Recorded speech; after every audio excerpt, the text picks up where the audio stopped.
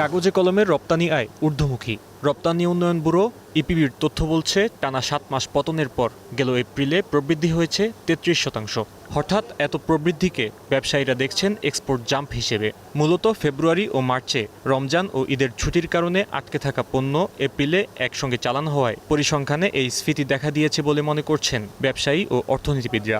এটা কিন্তু প্রকৃত গ্রোথ না, এটা হলো একটা জাম্প এক্সপোর্ট, যেটা এখানে ইম্প্যাক্ট হয়েছে।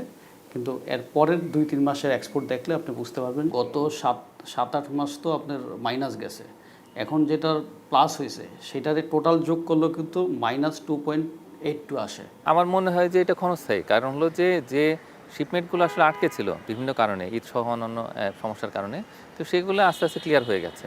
তো এতে করে আমরা দেখতে পাচ্ছি যে হয়তো একটা ভালো গ্রোথ হয়েছে।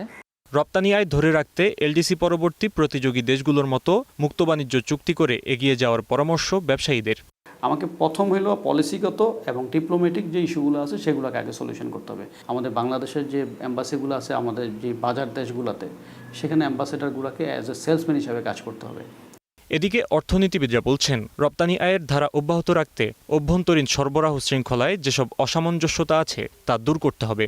একদিকে হচ্ছে যে পুরো ভ্যালু চেন এবং লিড টাইম যেহেতু ভারতে আছে, এ কারণে ভারতের দিকে আস্তে আস্তে কিন্তু প্রেফারেন্সটা যাচ্ছে। আস্তে আস্তে গ্রোথ হচ্ছে, কিন্তু এই পরিমাণটা অনেক কম। এপ্রিল মাসের যে গ্রোথের স্ট্যাটিস্টিক্স, তো সেখানে দেখা গেল যে অনেক শিপমেন্ট পরে গেছে। এগুলো কিন্তু একটা নেতিবাচক বার্তা। মানে আমরা মনে করছি যে আমাদের রপ্তানি প্রবৃদ্ধি হচ্ছে, কিন্তু বায়ারদের দিক থেকে তো এটা হচ্ছে একটা নেগেটিভ মেসেজ। চলতি অর্থবছরের জুলাই বাদে আগস্ট থেকে নিয়ে মার্চ পর্যন্ত ধারাবাহিক পতনের মুখে ছিল দেশের রপ্তানি আয়। Fahim Yusuf, star news, Dhaka.